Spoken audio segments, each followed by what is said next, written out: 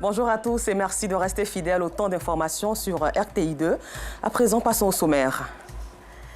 Examen à grand tirage, un mois de révision et d'exercices gratuits pour aider les élèves de la ville de Toumoudi. Une initiative de la ministre-gouverneure du district autonome des Lacs, Raymond Goudou Kofi. Et puis dans ce journal, pour Escale 225, nous irons au cœur du mystère du plus long pont de Liane, situé en Pays Ouai, à l'ouest de la Côte d'Ivoire.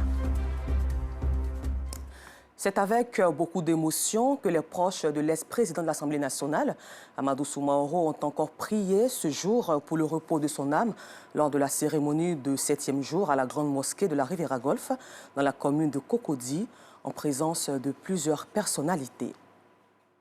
Nous le disions en titre, les examens à grand tirage, notamment le BEPC et le baccalauréat général en leur phase orale et écrite, vont se dérouler sur toute l'étendue du territoire du 8 juin au 1er juillet prochain. À cet effet donc, à Toumoudi, l'heure est aux préparatifs chez les candidats avec une contribution particulière de la ministre-gouverneure du district autonome des Lacs. Il s'agit donc des cours de renforcement gratuits initiés par Raymond Goudou Kofi, un mois de révision et d'exercices pour améliorer les résultats scolaires, comme nous le dit ici Léon Brou de RTI Boaké. Lycée Camille Ali de Toumoudi, 14h, mercredi 11 mai. Au menu des cours de français, espagnol et sciences physiques, révision de leçons, exercices d'application. De quoi préparer ces élèves, tous des candidats aux examens à grand tirage, à affronter sereinement les épreuves du BEPC ou celles du baccalauréat session 2022.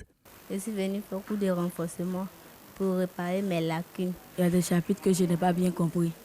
Donc je suis venue faire les cours de renforcement pour bien les comprendre et bien aborder les épreuves.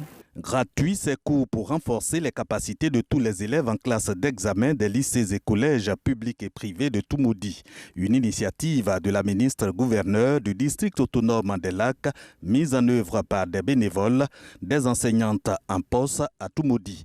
Objectif, amélioration du taux de réussite aux examens scolaires. Nous dispensons les cours dans toutes les matières, voilà, mais nous mettons l'accent plus sur les matières d'orientation, c'est-à-dire anglais, physique, mathématiques et français.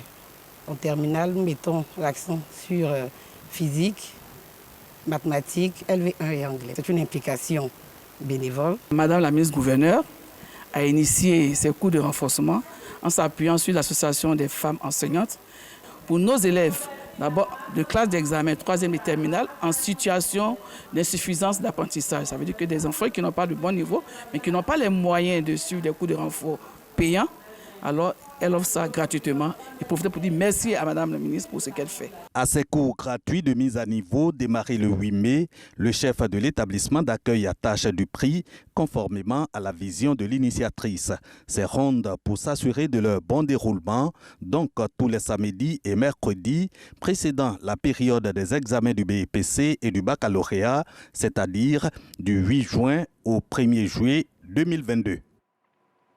En religion, il s'est tenu tout récemment la cérémonie de clôture de la première édition de fin d'apprentissage de lecture du Saint-Coran des élèves de la mosquée Diallo à la cité policière de la commune de Port-Boué. L'importance de la lecture et la maîtrise du Saint-Coran était le thème central de cette cérémonie à Sita Sogodogo.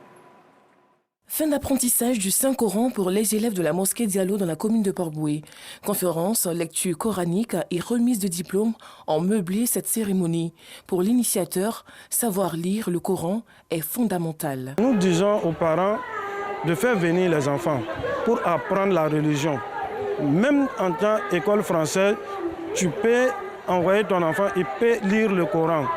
Mais nous regardons, nous avons constaté beaucoup, on a des enfants qui ne savent pas lire le Coran, qui disent qu'ils ont fait école française, ils vont rester là-bas. Puisqu'ils ne savent pas lire le Coran, ils appellent souvent les imams de venir lire le Coran chez eux. Mais si les enfants ont appris à lire le Coran, pourquoi cela ne peut pas lire le Coran à la maison? Les parents d'élèves se disent satisfaits du résultat et de l'impact positif que cette formation a sur leurs enfants. Nous sommes heureux en tant que parents d'avoir nos enfants qui ont appris le Saint-Coran, qui va intercéder l'homme et le Kiyom en notre faveur. Pour ces apprenants, cette formation est la bienvenue, bien qu'ils soient aussi inscrits à l'école laïque. Je suis très heureux d'avoir fini le Coran. J'invite mes amis à nous rejoindre à la mosquée Tolodoma avec Imam Issa. Je remercie beaucoup ma maman, c'est elle qui m'a instruit. Bon, par la grâce d'Allah, j'ai fait, et j'ai bossé dur et j'ai travaillé. Maintenant que j'ai fini le Coran, c'était une fierté pour moi. Ce sont au total 74 élèves âgés de 10 à 20 ans qui ont obtenu leur diplôme d'honneur après plusieurs années d'apprentissage du Saint-Coran. En religion, toujours promouvoir l'excellence et encourager surtout les nominés à plus d'ardeur au travail. Le groupe Emmanuel Presse a initié tout récemment une cérémonie de remise de prix d'excellence aux meilleures personnalités chrétiennes et de la société civile. Maïssa Kogay nous fait le compte-rendu. Mesdames, Mesdemoiselles et Messieurs, vous êtes ce soir au Chandelier d'Or, 24e édition. 10 lauréats pour la soirée de célébration de l'excellence et du mérite du travail des meilleurs acteurs socio-culturels du développement de Côte d'Ivoire. La salle Kodjo et bouclée du Palais de la Culture de Treichville a fait le plein pour accueillir les récipiendaires du Chandelier d'Or 2022, 24e édition, comportant plus de femmes que d'hommes, d'où le thème « Femmes de Côte d'Ivoire, joue ton rôle pour la paix de ta nation ». Nos cœurs sont remplis de gratitude. Tous ceux et toutes celles qui, dans l'ombre, ont travaillé et continuent de le faire pour que cet événement connaisse un succès éclatant, nous vous disons merci. Nous vous recommandons à la bonté infinie du Dieu qui sait récompenser au-delà de toute espérance et de tout désir. J'aimerais remercier toute l'Assemblée et remercier le frère Diké. Que Dieu les bénisse et bénisse son entreprise. Que Dieu bénisse la Côte d'Ivoire, qu'il y ait la paix dans ce pays. Dans une ambiance festive, 3 servantes de Dieu, 2 apôtres, un humanitaire, 3 chantres et la personnalité de l'année, le directeur de l'administration pénitentiaire de Côte d'Ivoire, ont reçu leur prix. Je voudrais savoir infiniment gré au groupe Emmanuel Presse d'avoir porté son choix sur ma modeste personne en étendant vos tentacules au-delà des personnes du domaine religieux pour récompenser des personnes de la société civile. Je peux vous dire, sans risque de me tromper, que vous avez sémé la graine d'un arbre de vie qui poussera, qui grandira, qui grandira. Le directeur du groupe Emmanuel Presse et président du Chandelier d'Or, reconnaissant aux lauréats, promet la prochaine édition à l'international. Chers frères, chers parents, j'ai le plaisir de vous dire que l'œuvre que vous avez commencée et que vous êtes en train d'accomplir pour le Seigneur n'est pas fortuite. C'est Dieu qui vous a mandaté. Et si la société ivoirienne se porte bien, c'est grâce en premier lieu par vous. Cette 24e édition du Chandelier d'Or, qui a fait la part belle à la femme, a bénéficié du soutien du ministère de la Femme, de la Famille et de l'Enfant, ainsi que de la Direction générale des cultes. Hors de nos frontières, après plus d'1 an de report, la Somalie tient ce jour même l'élection présidentielle. Et il faut souligner que c'est plus de 30 candidatures, un record enregistré pour cette élection qui se tient sous haute sécurité dans un hangar de l'aéroport de la capitale, Mogadiscio. Retour en Côte d'Ivoire, où nous le disions en titre, dans la région du Tonkoui, il ne reste que 5 ponts de lianes encore en état. Le plus long de tous est celui du village de Vatouo, légèrement plus en hauteur, ce qui offre une vue plus spectaculaire du fleuve du Cavali.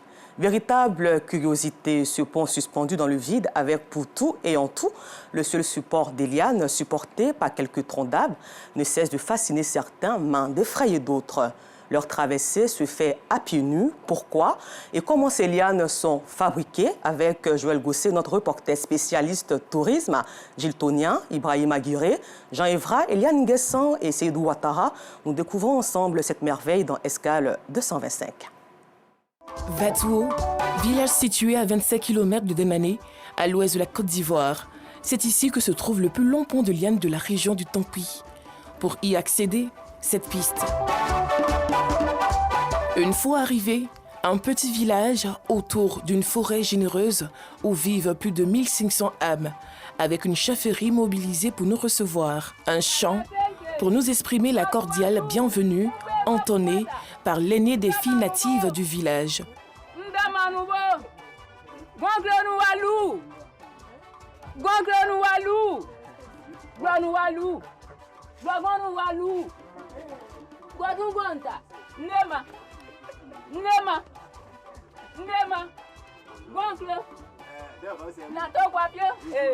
Chant de bienvenue et bénédiction terminée, occasion pour Gueux Théophile, président du comité du pont, de donner quelques informations sur le DRA, le pont en langue Yakuba. C'est notre naturel.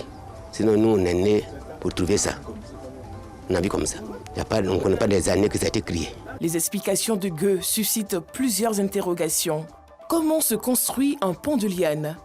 Comment s'entretient-il? Des fois, ça gâte. Et après, 2 ans, 3 ans, et pour établir. Si le temps arrivé, il y a des jeunes qui vont couper des lianes, ils l'envoient, ils déposent là.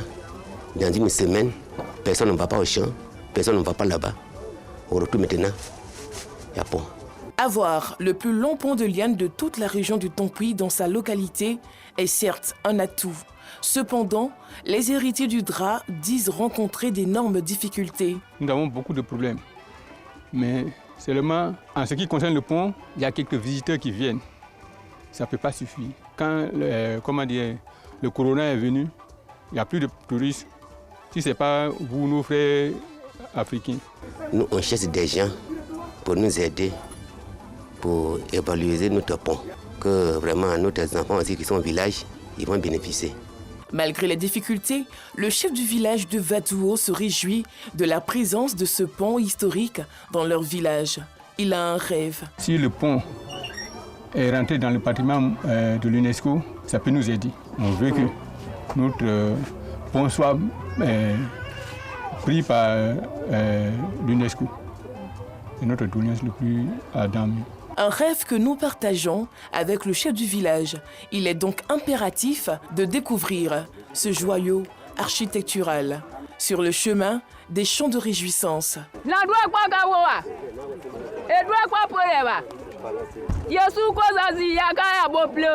Une fois sur les lieux, accueil et ambiance indescriptibles.